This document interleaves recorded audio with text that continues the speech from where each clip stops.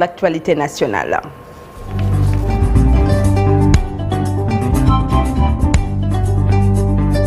Alors c'est avec vous, Chérif Dia. Nous démarrons d'abord par la justice. Fortune diverse pour Moustapha Diakhaté et Adama Gueye. Oui, Dieynaba, l'ancien président du groupe parlementaire de Benno Bokk Yakaar, Moustapha Diakhaté, qui a passé sa première nuit en prison hier.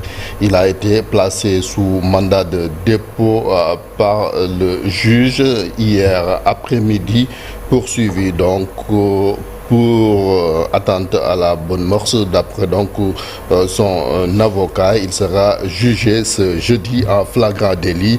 Adama Gueye, pour sa part, a obtenu une liberté provisoire suite à son face-à-face avec le procureur de la République. Toutefois, le journaliste sera jugé lui aussi en flagrant délit le vendredi 29. Lui, il est poursuivi pour diffusion de fausses nouvelles. Parlons toujours donc de Dame Justice avec Cheikh Thiam, surnommé ambassadeur, qui est placé en garde à vue dans les locaux de la division spéciale de la cybersécurité. L'opposant poursuivi pour diffusion de fausses nouvelles sera probablement déféré aujourd'hui, sauf changement de dernière minute. Pour rappel, Cheikh Thiam avait porté des accusations annonçant une éventuelle série d'assassinats par empoisonnement du pouvoir des opposants. Le procureur de la République avait alors donc actionné la division de la cybersécurité. Dieynaba. Et puis nous parlons de cette guerre des actionnaires de West Africa Energy. Samuel Sarr, toujours en garde à vue. Oui, il devrait lui aussi être présenté au procureur de la République aujourd'hui. Dans sa livraison du jour, le journal L'Observateur annonce l'audition d'autres actionnaires comme Arona Dia, qui est attendu à Dakar, mais aussi l'ancien directeur général de Senelec, Papa Mademba Biteye, Abdoulaye Dia de Sénico et Abdou Kalim Diop de Locafrique ont aussi été auditionnés. Quel avenir pour West Africa Energy avec ce bras de fer entre ces actionnaires qui atterrit dans la justice?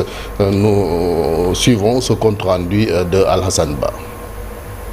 Cette guerre ouverte entre différents actionnaires de West African Energy est en train d'anéantir l'espoir porté par les Sénégalais sur cet ambitieux projet.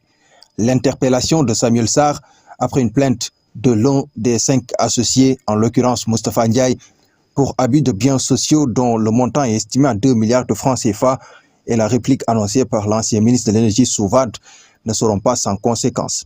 L'importateur de riz serait soutenu dans son action de révocation par Khadim Ba et Abdoulaye Dia. Contestant cette révocation de son poste, Samuel Sarr estime que Moustapha Ndiaye fait dans l'usurpation de titre. Il renseigne qu'il n'est plus PCA de West African Energy depuis le 3 février dernier et que le poste est occupé par l'actuel DG de la Sénélec, Pape Toby Gueye. Dans sa plainte, Samuel Sarr vise les délits de faux et usage de faux en écriture privée et association de malfaiteurs. Ce projet, qui avait attiré l'attention de la communauté nationale et internationale, avait été pensé et porté à 100% par des acteurs privés nationaux. Il s'agit entre autres de Samuel Sarr, Moustapha Ndiaye, Khadim Ba, Abdoulaye Dia, Arona Dia, avec la Sénélec comme partenaire. West African Energy était décrit comme un modèle en cas de succès et un repoussoir en cas d'échec dans le cadre d'un test grandeur nature de la stratégie Gas to Power du Sénégal. Financée à hauteur de 283 milliards de francs CFA, la centrale devrait permettre de générer plusieurs centaines d'emplois. Et d'alimenter près de 500 000 foyers. Le contrat a été signé en 2020 avec la société turque Salik Energy et le groupe américain General Electric pour la construction au Cap des Buches à Rufisque de cette centrale électrique à gaz de 300 MW. S'ils échouent, ce que l'on ne souhaite pas, le secteur privé national risque encore de créer des doutes quant à sa capacité à pouvoir penser et porter ensemble de grands projets du genre. Xëccoo wi dox diggante ay actionnaires yi Voilà, merci Alassane Ba. Et puis Chérif Dia, nous parlons de la douane sénégalaise, plus précisément au niveau donc de Koungheul, qui saisit donc 235 kg de cocaïne. Il s'agit de 210 plaquettes de cocaïne pure d'un poids total de 235 kg, soit une contre-valeur estimée à 18 milliards 800 millions de francs CFA. La saisie a eu lieu dimanche vers 10h suite à un ciblage d'un pick-up de type L200 monocabine en provenance d'un pays limitrophe, a précisé la division de la communication et des relations publiques de la Direction générale des douanes. Dans un communiqué, elle souligne que le contrôle approfondi de la carrosserie du véhicule a permis aux douaniers de découvrir entre la châssis et la benne une cachette aménagée dans laquelle les plaquettes de la drogue saisie étaient dissimulées. Le conducteur de nationalité étrangère a été mis immédiatement aux arrêts et l'enquête ouverte par les services locaux des douanes suit son cours. La même source révèle que les unités douanières ont saisi entre mars et novembre 2024 un total de 2114 kg de cocaïne sur le corridor Dakar-Kidira, représentant en contre-valeur sur le marché illicite plus de 169 milliards de francs CFA. C'est énorme, Chérif. C'est énorme. C'est énorme. Alors, lancement des séjours d'activisme contre les violences faites aux femmes. Ziguinchor, Chérif, enregistre des chiffres très inquiétants. Oui, avec 70 cas avérés de violences faites aux femmes et aux filles qui ont donc été recensées dans la région de Ziguinchor ces 11 derniers mois. Elles vont de violences physiques à des décès en passant par des violences économiques et psychologiques. La révélation est faite par la représentante régionale de l'association des juristes sénégalaises au niveau local. Elle s'appelle Ndaï Astou Goudjabi, qui a accordé un entretien à nos correspondants à Ziguinchor, Boubacar Diassi et Lamine Mandian. En pleine discussion avec ses amis, de janvier 2024 à novembre 2024, nous avons pu recenser 70 cas de violence concernant les différentes formes, que ce soit les violences physiques, les violences économiques, les violences sexuelles et les violences psychologiques.